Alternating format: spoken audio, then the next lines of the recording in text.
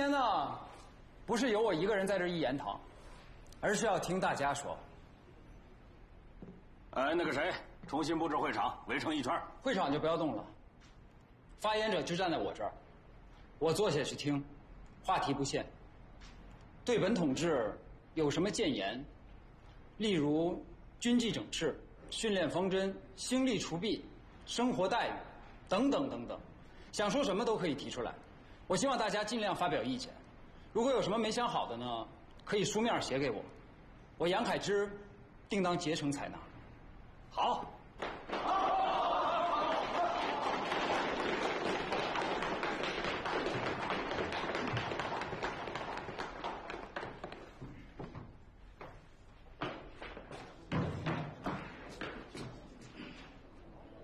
各位，新任统治大人是和蔼可亲，真正是和蔼可亲。吾辈下属听的是振聋发聩，真正是振聋发聩啊！军人的责任，新任统治大人阐述的是言简意赅，真正是言简意赅。这是什么呀？这是他老人家有学问，真正是学问，丰富的学问。还有他老人家做事的热诚和决心，真正是热诚和决心，无比的热诚。新任统治大人的到来，是我们第6镇的幸事，真正是幸事啊！这样的人才，这样丰富的学问，这样做事的热忱和决心，体现着什么？体现了皇恩浩荡，真正是皇上朝廷对我们第6镇全体的深切关怀，青睐有加，重视和嘉许。好，说好。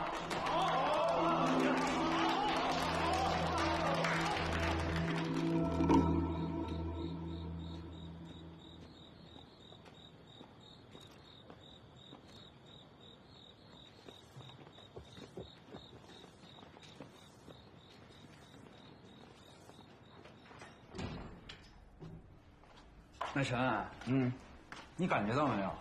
这第6镇好像存在着一个地下司令。感觉出来了，白天的恳谈会，尤其是后半段，少数人在那恭维滥调、胡吹八吹，但多数人鸦雀无声，都在看一个人的眼色。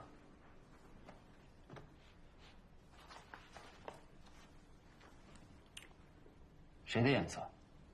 你说来听听。第12协的周协同。对，连第11协的吴协同，对他也唯唯诺诺的。还有人说他是第6镇的无冕之王。谁说的？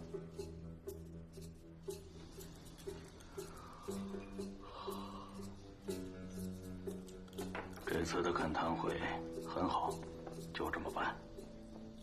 花花叫抬人，让他哭不得，笑不得。古话说得好，凶拳不打笑脸人。人家来势汹汹，咱不急不恼，给他杨某人陪着笑脸，该尽的礼数都尽到，往下就看他怎么办了。周协同高明。姓杨的那小子来头硬，咱们就不跟他硬碰硬，咱们就跟他来软的。知道这叫什么吗？这叫无物之阵。明天的日程定了吗？杨同志由京城带来的顾参谋知会我，说是明天不用人陪同了，他们要独自下去看部队。要单独行动啊！我已经通知部队，那姓杨的走到哪儿，他们及时通知。不用这么防范，往后的日子还长着呢。关键是要盯紧那几个异己，只要那几个异己不与他杨凯之合流，别人我看问题不大。大人指的是方全林、徐立群，尤其是那个24标标统冯瀚海。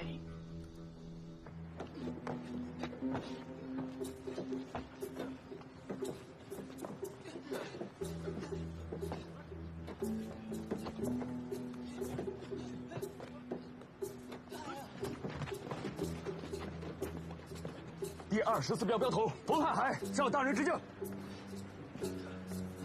你好，冯标头。你好，大人。怎么就这么少人？啊，协同衙门昨晚发了通知，说今日大人可能要来走走，让我吩咐几个人出来表演一番，怕这操场太空不像话。听见了吧？人家就怕你微服私访。怎么昨日恳谈会没见冯标统谏言？有什么可说的吗？都是些敷衍衙门的话，跟放屁似的。冯标统挺直率。你们一年打几次吧？今年就打了1次。这都几个月了，才打1次。那决造阵地土木工事又练了几回？他没练过。没练过。可不，那些个铁锹、铁铲、铁家伙，全部油漆的崭新，放在军械库里，只准备着给来人清点数目。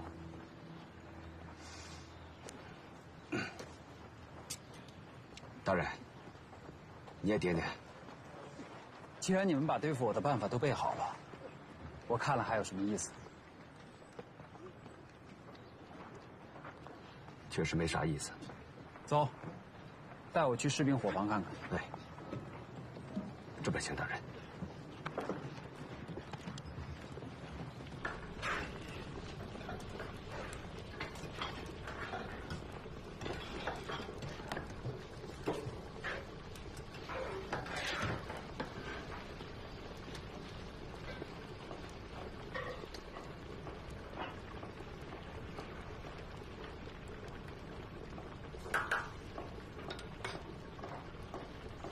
这清汤寡水的，连个肉味儿都没有。有肉，在这呢。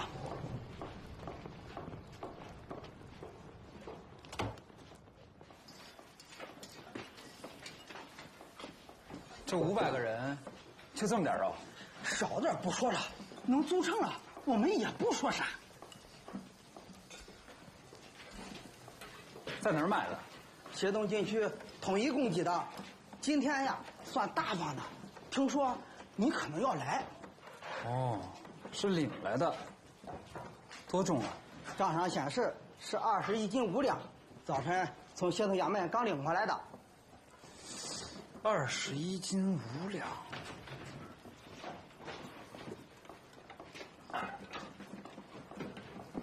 这有21斤吗？拿秤来称称。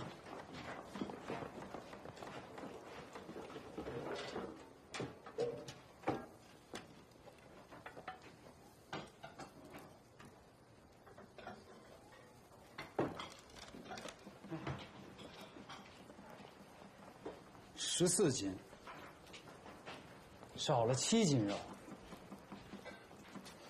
21斤少了7斤。协同军区的秤也忒黑了点啊。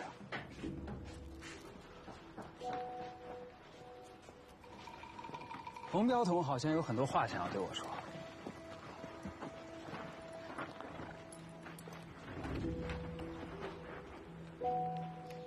如果你觉得公开说不方便，可以写条程给我，把你心中所想，通通说出来，痛痛快快。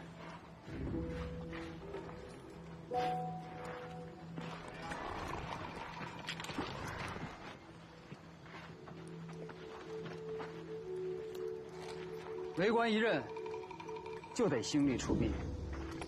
再见，冯标统。走。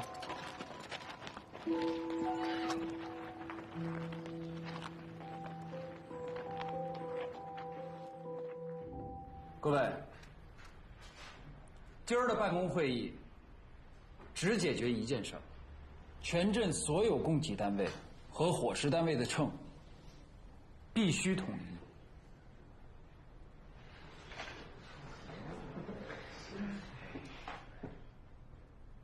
周将军，你们12协的那个军需官叫什么来着？他叫陈富仁。啊，对了，你回去告诉他，1斤就是1斤，1斤是16两，不是9两，也不是11两。我看啊，第6镇对士兵军需的改善，就要从缺斤少两抓起，就从1斤是16两抓起。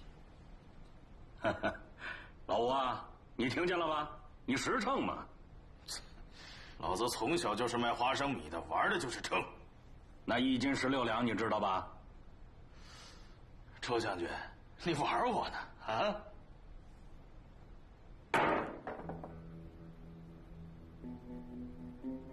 老吴，你这是干什么呀？咱协同的秤要准，这镇衙门的秤，是不是也要准呢？镇衙门的秤难道不准吗？这准不准也得试。那怎么个试法呢？这1颗子弹1两3钱，这是定了标准的，准不准？拿它称称看喽！啊！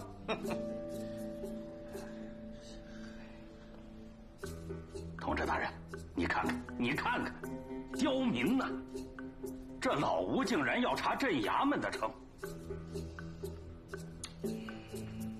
顾参谋，在，让第6镇军需来一趟，让他带杆秤，马上来。是。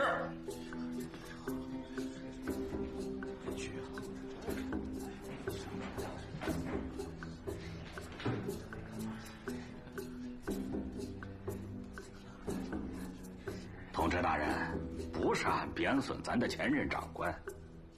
这第6镇衙门的秤，多数时候是不准的。就说去年吧，陆军部通过镇军需下发了1万斤黄豆，用作精饲料分发到各协喂马，说是分到我第12协，2500斤。可到手的时候我一称，你猜多少？1750斤。那缺额的750斤，都他娘的让镇衙门的秤给称没了。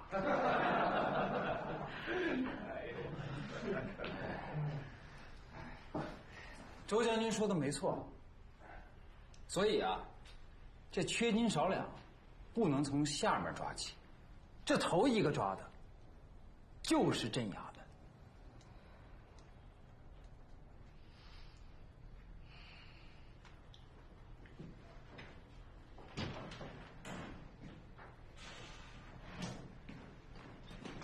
同志大人，算了吧，你还真称啊？称，立刻称。这1斤啊，就是16两，镇衙门的称也不例外。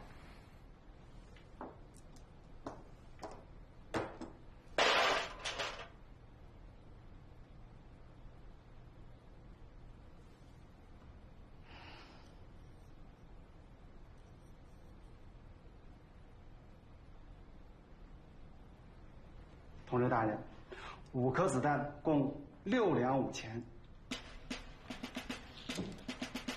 哟，这太阳从西边出来了，这真他娘准啊！那能不准吗？李军需，你可别两杆秤啊！不能够。李军需，备至在。从现在开始，你手上的秤就是第6镇的标准秤。着令你以此称为基准，效量全镇所有协、所有标、所有伙食单位的称，再有克扣，一旦查实，10倍惩罚。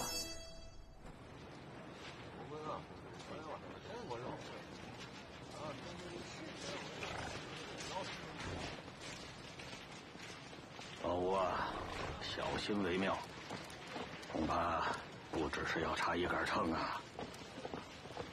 新官上任3把火，都这样。别大意，我看这把火能烧焦了你。对了，你跟骑兵营的马步洲关系怎么样？他是我栽培的，你说会怎么样啊？那就好。杨某人刚刚挑了马步洲做自己的卫队长。啊？此人很关键，你替我笼络住了，以防万一。不至于吧？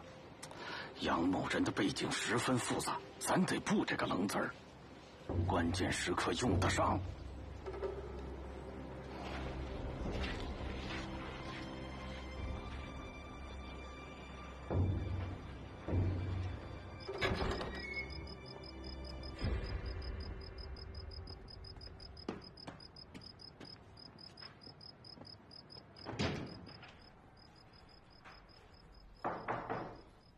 进。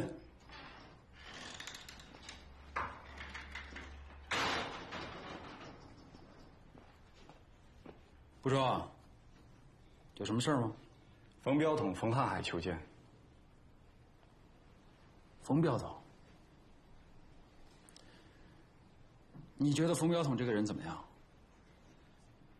他这个人军事能力很强，人也很正直，就是有点特立独行。周协统不怎么待见他。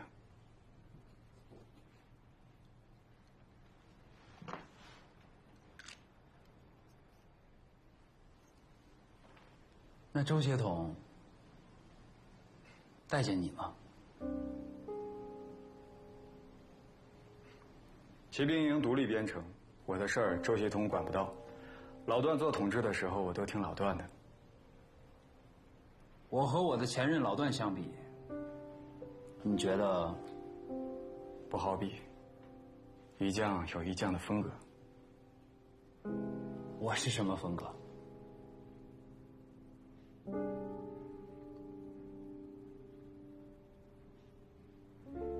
不清楚，我们相处的时间太短了。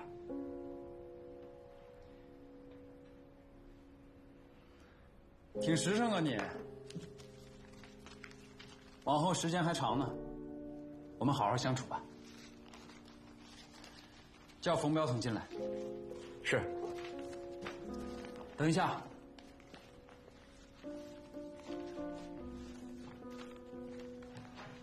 这有封信，发往上海的，你替我记一下。是。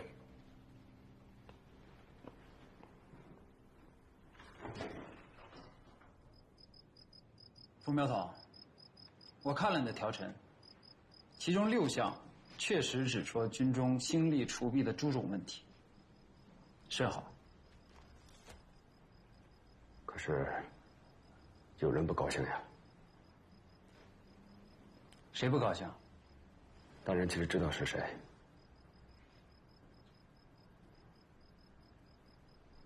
我倒是想问问，这个周协统到底是什么背景？为何在第6镇如此的气焰嚣张？老段离任时曾直言，陆军部由姓周的接任第6镇统治。此人是小站练兵的元老，两协中多数军官都是他的门生。他也理所当然的以为自己就是第6镇的新主人，却不想大人到了。我明白了，原来是我坏了某人的好事。大人，此人霸道，喜欢拉拉扯扯，碍事小惠。只要是他的人，甭管吃喝嫖赌吹，一律越重任。这样一来，咱们第6镇的风气那可就坏透了。学识浅劣，不按军事没关系；军中公费不公用，中饱私囊也没关系。营归士兵公用的马干柴架、四季飞飞，通通是不当紧的。只要是能够抱紧这周某人的大腿，就能够平步青云。这样下去怎么得了？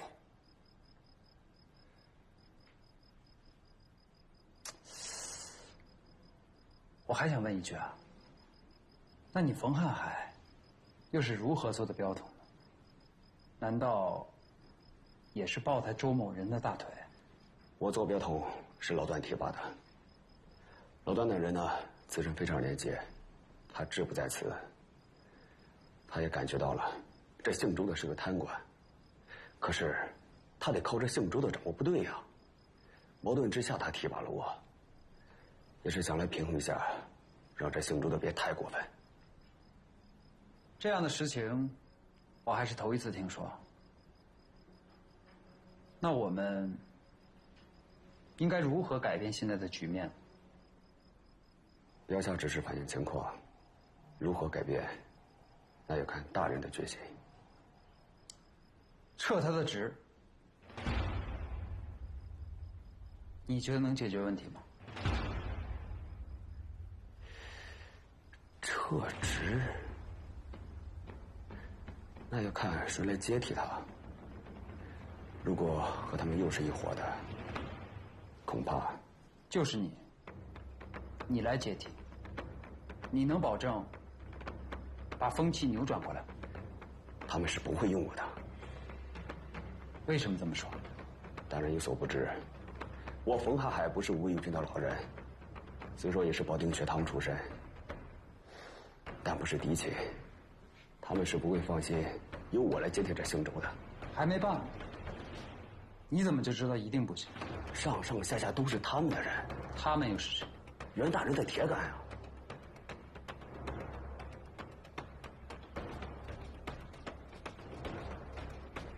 如果我给金资府掏贝勒发电了，这倒没想过。大人和陶贝勒能说上话吗？试试看吧。你先有个精神准备，准备担当责任，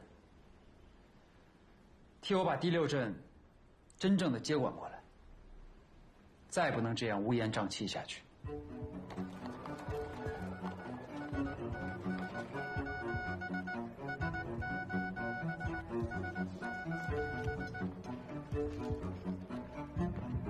大人，刚刚收到的，由第6镇统治杨凯之发来的署名电报，指明由军机大臣和梁湘将军签收。放着吧，2位大臣都在欧洲巡访，所有电文只能等大人回来后处理。电报标有加急之样，似乎十分急迫。那就转陆军部云长大人处理吧。明白。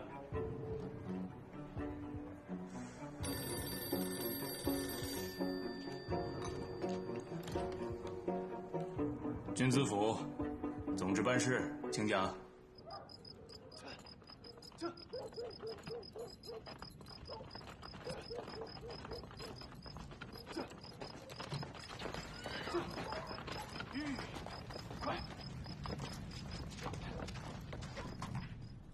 老爷，老爷，老爷，什么事儿啊？京城陆军部殷城大人派专人送来的密函。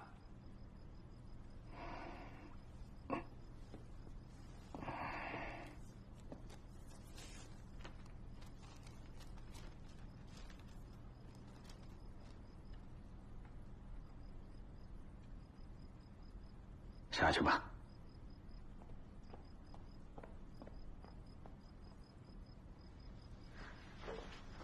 老爷，是出什么事儿了吗？还要殷昌大人亲自致函。这个杨某人对我痛下杀手了。杨同志，他密电逃北了，说我烟瘾深深，形同盗贼，要以冯瀚海代替我第12协协统职务。那殷昌大人怎么个态度？逃北了势头正盛，袁大人又下野张德，殷昌大人不敢硬顶，只能虚以委蛇。如何虚以委蛇？我们1年孝敬他那么多银两，难道见死不救吗？别说了，马上备车，我要找老吴商议，看看如何应对。快点啊！这么快，北京已经有人给他通风了，而我们这边一点回音都没有。这也难怪，发电前我们并不知情啊，谁能想到梁湘已经出访，电报能直接转到陆军部去？还是时机没掐好。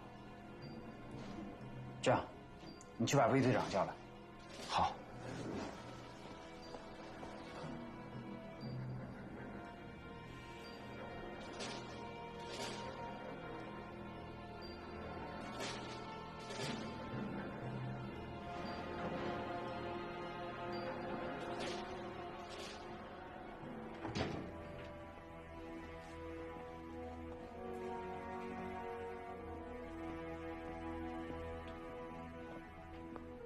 统治大人有什么吩咐？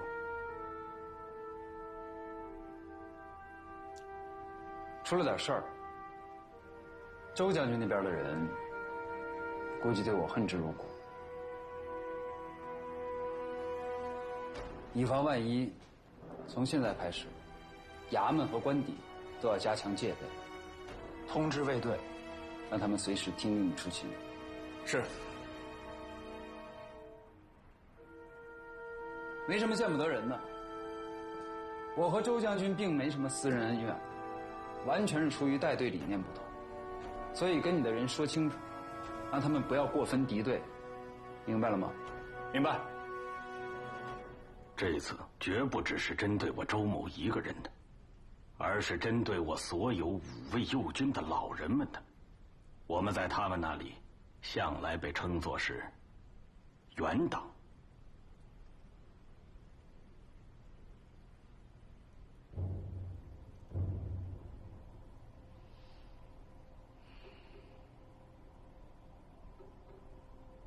我们绝不能束手待毙，必须还以颜色。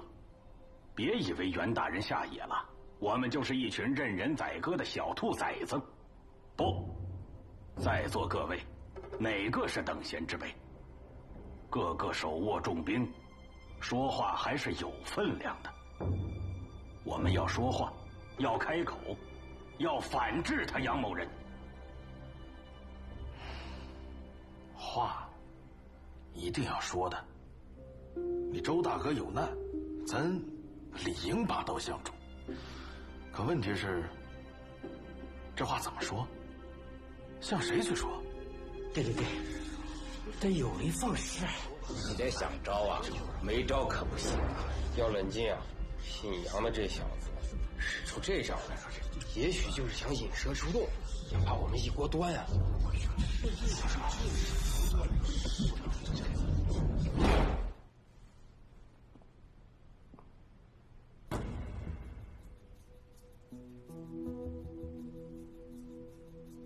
我周某人向来待你们不薄，值此生死存亡之际，你们竟然心存侥幸，别梦想了！我告诉你们，这次他杨某人连我都能扳倒。那从今以后，在这第6镇之内，他不是想治谁就治谁，还有谁是他不能治的？哎，老周，哎，坐，稍安勿躁，坐啊。你和阴昌大人铁磁，让他驳回杨某人的电令，这不是什么难事儿。阴昌大人星夜递给我消息，这就是态度，你们还有什么可怀疑的？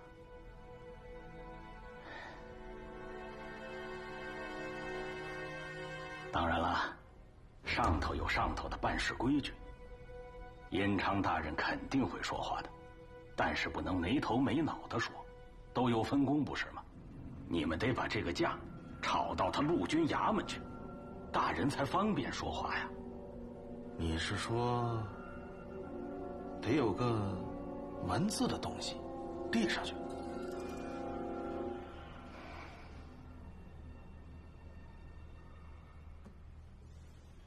这个东西，我早就替你们准备好了，需要你们联名签署成立。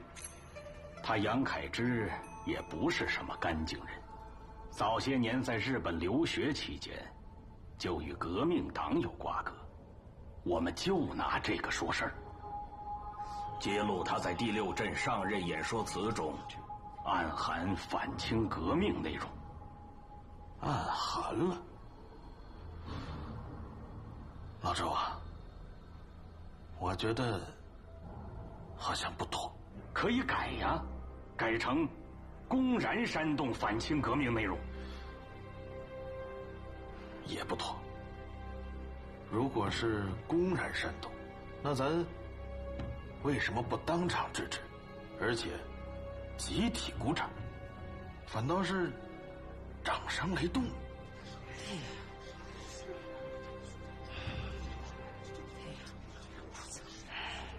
像这种狗屁倒灶的文字，老周啊，咱真的是没办法联名啊。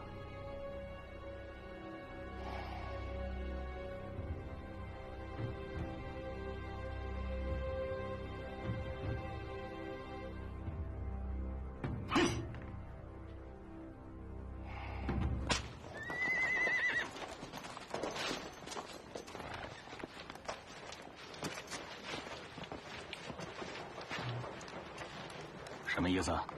不让我进是吗？不，将军，统治大人让我在此专候，请。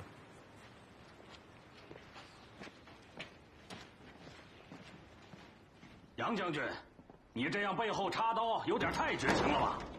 什么他妈烟瘾甚深、形同盗贼啊！简直是一派胡言！周将军，这话是谁跟您说的？别以为只有你杨凯之来头大、尾巴粗，老子上边也有人。咱们又不是在推牌九，李大小，一翻一瞪眼。该比就得比，老子小站练兵的时候，你小子在哪儿呢？我姓周的过的桥比你走过的路都多，你信吗？我信。那不就得了？我求你收回成案，立刻给陆军部发电。我凭什么听你的？别给自己找麻烦。你在威胁我？我告诉你，即便你撵走了我，你也摆布不了第6镇。就凭你现在跟我说话这个口气，我都不能用你。你身为一个下属，既然对你的上级用出威胁之词，换了你，你会用它吗？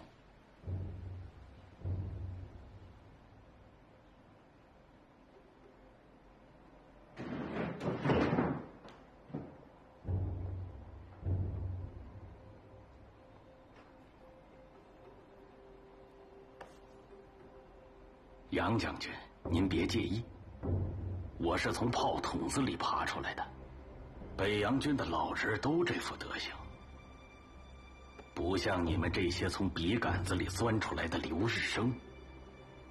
要文雅还不简单，要不我带你去城里的德裕楼坐坐，找几个文雅的姑娘，清风白月之下，琴瑟弹唱之中，你我兄弟好好诉诉衷肠。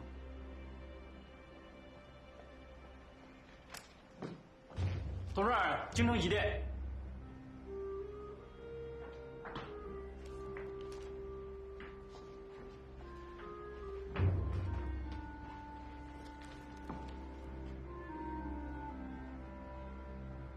陆军部来的吧？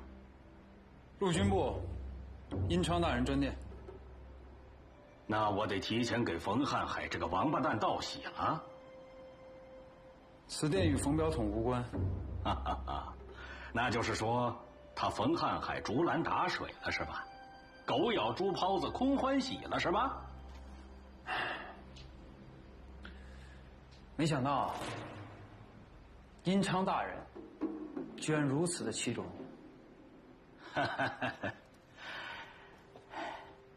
老弟呀，你也不想想，我跟殷昌大人是什么关系啊？你那边发报，我这边动若观火呀。哦，我说呢，否则他绝对不会把你调回陆军部做参议的。新任第12协协统已经在路上了，即日即将到任。他的名字叫李文俊，看看。马队长，送客。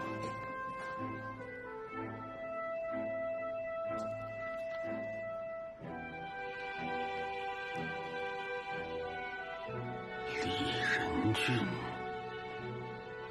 他小子是何方神圣啊？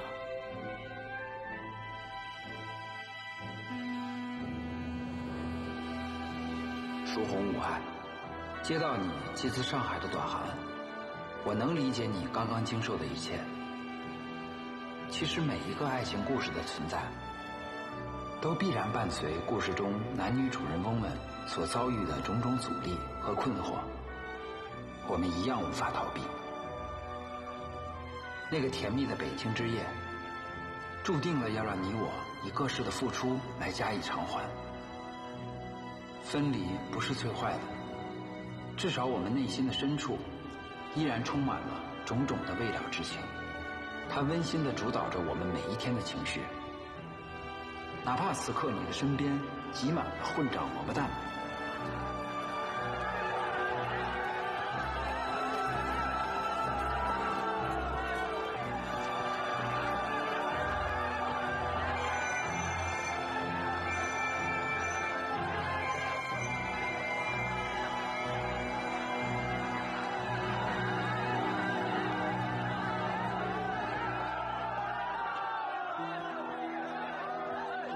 亲爱的凯之，原谅我未能及时复函。上海正陷入前所未有的股灾当中，前期人们疯狂炒作的橡皮股票又高点坠落，一夜间形同废纸。多少人多少钱庄因此破产关门。人们荒诞地听信未来世界将由橡皮制造，轮胎、鞋、轮船，甚至马路和房屋。宋副会长的银行也说此轮风潮牵累，损失巨大。这几天我都在帮忙善后，慰问抚恤其关系朋友，感伤尤深。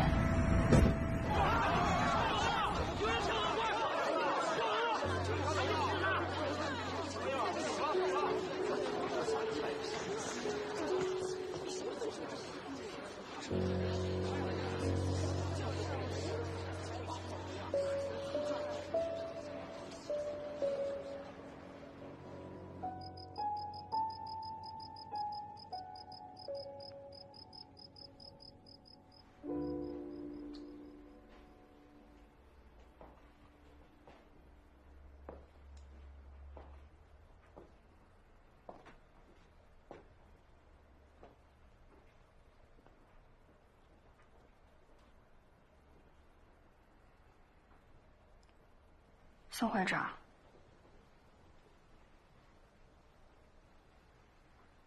信带到了吗？没有。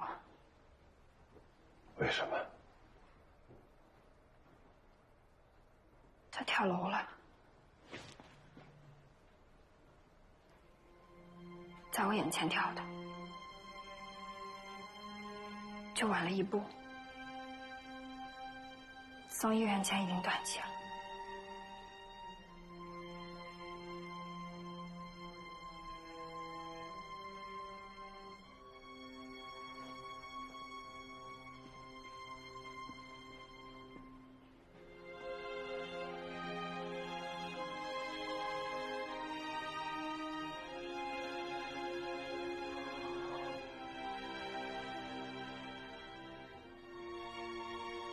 说话。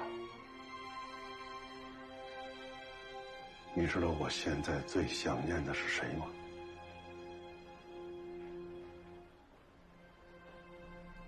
你的吴先生。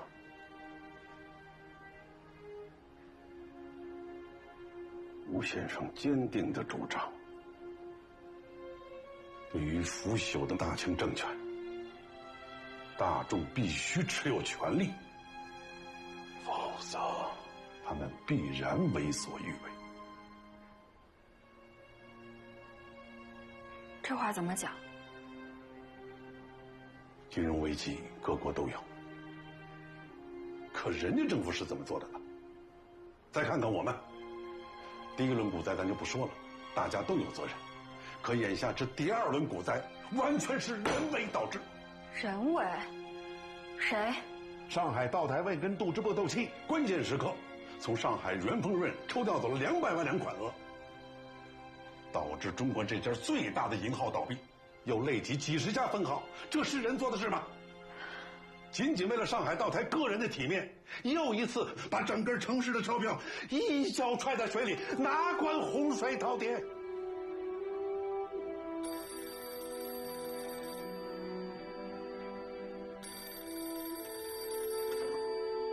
喂，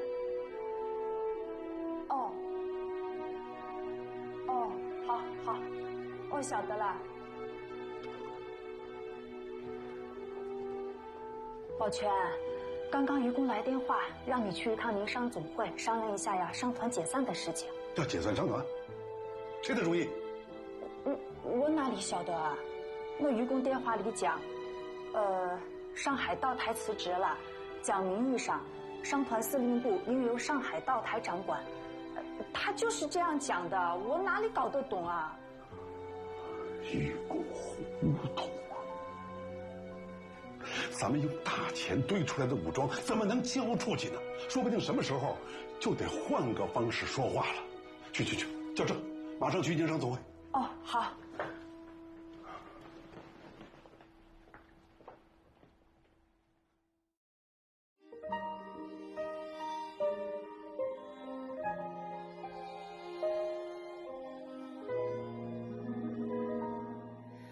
且把我的梦葬在黎明，沉睡的黑夜才会苏醒，千年的迷雾深锁成路，生死前途慷慨奔赴，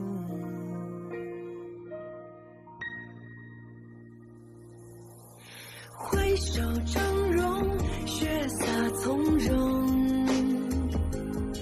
任翩翩嫣红，人生初见难相逢。挥手峥嵘，我心从容。这一曲苍茫，留下爱的光芒，照亮星空。挥手峥嵘，血洒从容，任翩翩嫣红，人生初见难相逢。